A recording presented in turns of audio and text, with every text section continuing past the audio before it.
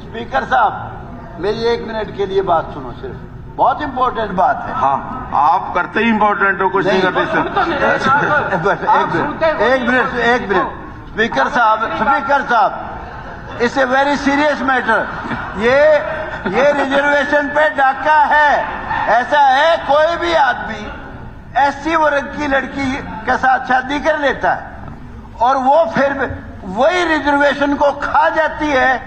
जाट, ब्राह्मण, राजपूत, कोई भी जनरल कास्ट है, एससी की अपर कास्ट, वो तो किसी भी बिरादरी की एससी की को उसके साथ शादी कर लेता है और उसके बाद वही सरपंच बन जाती है, वही एमएलए बन सकती है। उसको भी टिकट दिया था पिछली बार बीजेपी ने। ये बड़ा भारी जुल्म है स्पीकर साहब, मुख्यमंत्री जी, इससे वेरी बिग क्राइम। आप इसको फौरन लिख के भेजो। ये निर्णय, ये देखिए, ये निर्णय सरकार ने करना है। ये सरकार की पॉलिसी, सत्यानाश हो जाएगा, यूं तो कोई भी नहीं बन गया। ये सरकार की पॉलिसी का विषय है। सरकार क्या पॉलिसी बनाती है, सरकार क्या निर्णय लेती है, सरकार ने जवाब मैं दे रहा हूँ, इसका जवाब मैं दे रहा हूँ। अध्यक्ष महोदय, ये जो विषय उठाया जा रहा है, इसमें अनुसूचित जाति, अनुसूचित जाति कौन होगा कौन नहीं होगा, ये स्टेट का इशू नहीं है। ये केंद्र सरकार की ओर से प्रावधान, संवैधानिक प्रावधान है। Who is SC, who is not SC, इसमें जो परिवार, जो व्यक्ति एससी के घर में जन्म जिसका हुआ है, उसको एससी माना गया है। उसकी शादी कहीं हो, किसी भी स्टेट में जाए, ये सारे देश भर की एक ही सूची है, एक ही नियम है। इसमें स्टेट गवर्नमेंट किसी प्रकार का दखल नहीं दे सकती। हाँ जी, सुप्रीम कोर्ट के ऑर्डर के मुताबिक आप उसको रिजेक्ट कैसे कर दिया आपने?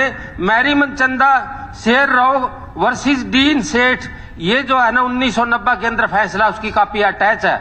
और कॉपी अटैच होने के बाद मेरे पर इल्जाम लगाया कि आपने सुप्रीम कोर्ट के फैसले कॉपी क्यों साथ लगा दी। फिर भी आप जो है ना दलित होने के नाते इसलिए दोबारा आप इस बात को, नहीं, और क्या जरूरत है इस बात को करने की? मैंने आपके चैम्बर में जाके कहा, फिर आपने मुझे जवाब कह दिया। मैं आई हूं वेरी सरप्राइज बात के लिए। पार्लियामेंट में रह चुका हूं मैं, वहां बोले मुझे लॉर्ड, आपने जो है ना क्यों मेरे को ये कहा कि हो नहीं सकती। एक बात बताइए आप, कारण तो बताओ क्या नहीं हो सकती, कुछ बताइए आप। नहीं, देखिए, ये सरकार ने करना है तो सरकार ने करना, आपने रिजेक्ट पहले कर दी है। हाँ जी, नहीं, वो सरकार को आप लिख करके दे दें, गवर्नमेंट को लिख करके दे दें, वो कर देंगे। नहीं, सुप्रीम कोर्ट का निर्णय को कोई रोक नहीं सकता, कोई भी। इसके अंदर अड़चन क्या है? कोई लागू नहीं, कुछ नहीं है। नहीं, आप मुख्यमंत्री 22 एप्लीकेशन स्टैम आई है, 22 एप्लीकेशन सिलेक्शन। आप ये बताइए, 22 एप्लीकेशन आकर के कैंडिडेट, ये 18 सीटों की 17 दे रहे हो, और 17 के बजाय भी 17 भी नहीं मारी तो आगे इस रंग से चल रही है। ये विषय जो है 17 है या 18 है, ये सरकार का आपने रिजेक्ट, मैंने परसों आपको जाकर रिक्वेस्ट की, सरकार का निर्णय है। लेकिन अगर कोई महोदय, ये निर्णय सरकार का भी नहीं है। हाँ जी, ये निर्णय डीलिमिटेशन कमीशन बनता है। डीलिमिटेशन कमीशन जब उसके ऊपर सुनवाई करता है, उसका पॉपुलेशन का वो सारा हिसाब होता है। और ये आज 17 नहीं बनी, अभी डीलिमिटेशन दोबारा बनेगी। दोबारा जब डीलिमिटेशन कमीशन होगा, नंबर ऑफ सीट्स कितने होंगे, उसमें एससी कितने रिजर्व होंगे, उसके अंदर कोई भी हरियाणा सरकार का या प्रदेश सरकार का कोई रोल होता नहीं है। ये जब डीलिमिटेशन कमीशन बनती है, उस समय सीटें, खास करके एससी सीटें रिजर्व उसमें होती हैं। इसमें हरियाणा स्टेट का यानी किसी भी स्टेट का कोई रोल नहीं है। मैं आपको रिकॉर्ड के मुताबिक बताता हूँ, 1952 के अंदर, 1900 एक सेकंड में सुन तो लो, एक सेकंड। सुप्रीम कोर्ट का निर्णय नहीं, अगर सरकार नहीं मानती तो सरकार को पूछिए आप। मैं ये सुप्रीम कोर्ट का निर्णय तो सबको मानना होता है। सुन तो ले आप। 1952 के अंदर डीलिमिटेशन हुई। मैं 1 मिनट, इसमें सरकार का कोई बात भी तो नहीं है ना। 1952 में डीलिमिटेशन हुई, 1966 में हरियाणा बना, 54 सीटों के ऊपर 54 सीटें जो है लड़ी गई, 10 उसके अंदर सीट आई है 54 में। 1966 के अंदर सुन लो, मेरी एक सेकंड लेना चाहता हूं मैं। 1987 में फिर डीलिमिटेशन हुई, 81 सीटें के ऊपर इलेक्शन हुआ, उसके अंदर फिर 16 सीटें रिजर्व हुई।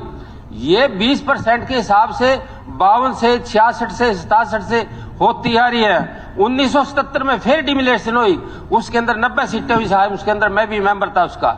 1970 में भी 17 थी, और 1902 का इलेक्शन आ लिया, फिर भी 90 थी, फिर जब भी आप 17 थी। 1970 में खुद सदस्य थे तो उस टाइम आपने ऑब्जेक्शन क्यों नहीं किया?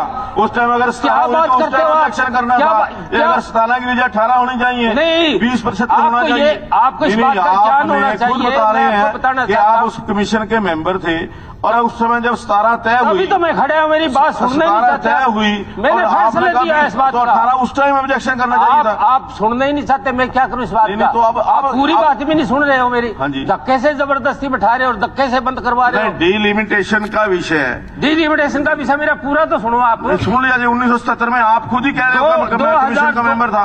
आगे बात अधूरी छोड़ करके दबाना चाहते हो इस बात को? नहीं, दबाना नहीं चाहता।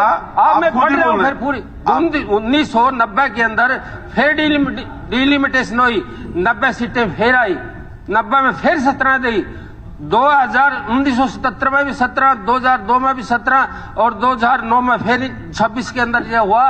तो ये बताइए, सरकार से हम यही तो चाहते हैं कि इलेक्शन कमीशन को, और आप जो है ना, कम से कम जस्टिस कुलदीप सिंह हुआ था, उसको हमने समन किया था उस टाइम।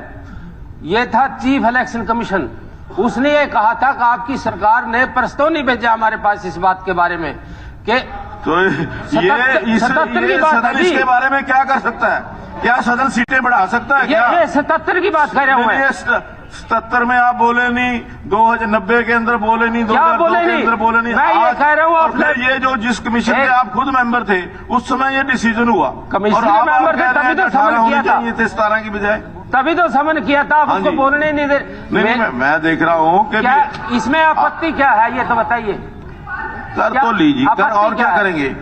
नहीं, खुद ही वो आप ही बता रहे हैं कि मैं 77 में कमीशन का मेंबर था, तो तब ये 20% रिजर्वेशन थी, 90 सीटों के अंदर 18 में क्या बताता? नया बन के मैं आया, मैंने ज्ञान ही नहीं था। 70 में क्या बताता मैं? हाँ जी, तो मुझे कोई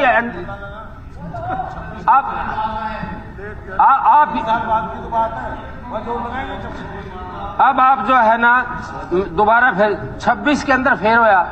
अब उसके अंदर 100 नहीं होगा, 112 सीटें इसके अंदर बनती है 26 के अंदर जो होगा। फैसला का परसेंटेज है, इलेक्शन कमीशन आबादी आ रही है हमारे पास। इलेक्शन कमीशन 22% शेड्यूल कास्ट है हरियाणा के अंदर, उसके हक के मुताबिक 18 बढ़ती है 17 की बजाय। रेजुलेशन भेज दो, जितनी सरकारें आई गई, किसी ने रेजुलेशन नहीं भेजा कमीशन को। हम वही तो बता रहे हैं, कमीशन में केस आया था। अध्यक्ष महोदय, मैं सदस्य महोदय से निवेदन करता हूं कि जब भी दोबारा से ये डिलिमिटेशन कमीशन बनेगा, उस समय सबसे पूछा जाएगा, हाउस की भी राय उसमें जाएगी, सरकार की भी राय जाएगी, निर्णय अंतोगतवा वहां वो करेंगे। उन्होंने करना। और अगर जैसे आप ये कह रहे हैं, बहुत बड़ा नुकसान आप अनुसूचित जाति का कराएंगे कि अगर आप 112 में से 18 मांग रहे हैं तो 112 में से 18 नहीं, 20% के हिसाब से 22 बनती हैं। इसलिए आप 18 कह रहे हैं, ये भी नुकसान कराएंगे। मेरा तो कहना है कि जो उस समय निर्णय होगा वो सबकी सहमति से होगा। अभी नहीं होगा रेजोल्यूशन, डिलिमिटेशन कमीशन बनेगा, उनका उत्तर आएगा। उनका जो एक मिनट उनको तो बता दूं, दो कैसे बोल, उनका जब आएगी जानकारी आएगी, उस समय जो करना होगा करेंगे। ठीक, चलो बैठ जाइए। हाँ जी, हाँ जी।